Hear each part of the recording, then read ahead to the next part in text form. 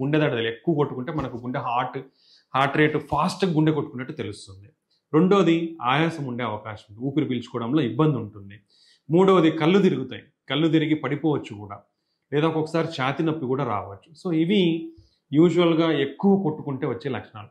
గుండె తక్కువ కొట్టుకుంటే యూజువల్గా మెజారిటీ వాళ్ళల్లో మనకి కళ్ళు తిరిగే అవకాశం ఎక్కువ ఉంటుంది, లేదా ఈజీగా అలసిపోయే టైర్డ్నెస్, వీక్నెస్ ఉంటుంది, ఈజీగా అలసత్వం వచ్చేస్తుంది అనమాట. సో ఇవి లక్షణాలు. మరి ఇవి ఎలా తెలుసుకోవచ్చు అంటే సింపుల్, ఒక ఈసీజీ దించుకుంటే మీ హార్ట్ రేట్ ఎక్కువ ఉందా తక్కువ ఉందో తెలుస్తుంది, లేదా డాక్టర్ దగ్గరికి పోయి నాడి పట్టుకుంటే కూడా ఎక్కువ ఉందా తక్కువ ఉందో తెలుస్తుంది అన్నమాట.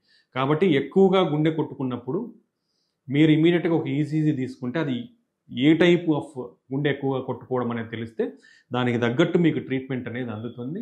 దాని ద్వారా మీ ప్రాణాన్ని కాపాడుకున్న వాళ్ళు అవుతారు. సో ఇవి మన గుండె యొక్క రేట్లో వచ్చే అబ్నార్మాలిటీస్. సో ఎవరికైనా 40-45 కంటే తక్కువ ఉన్నా, లేదా 140 కంటే ఎక్కువ ఉన్నా మీరు ఇమీడియట్గా గుండె డాక్టర్ని సంప్రదించాల్సిన అవసరం ఉంది. అలా కాకుండా 50 లేదా 120 వరకు అది మన లైఫ్ స్టైల్లో మనం చేసే పనులను బట్టి మారుతూ ఉంటుంది. ఎప్పుడు కూడా గుండె ఒకే విధంగా కొట్టుకోదు, అంటే ఎప్పుడు 70 కొట్టుకోదు, ఎప్పుడు 80 కొట్టుకోదు. మనం నడిస్తే ఒక విధంగా ఉంటుంది, కూర్చుంటే ఒక విధంగా ఉంటుంది, నిల్చుంటే ఒక విధంగా కొట్టుకుంటుంది. కాబట్టి ఈ మైనర్ వేరియేషన్స్ అనేది కామన్. 60 నుంచి 100 వరకు మనం చేసే పనిని బట్టి అది మారుతూ ఉంటుంది.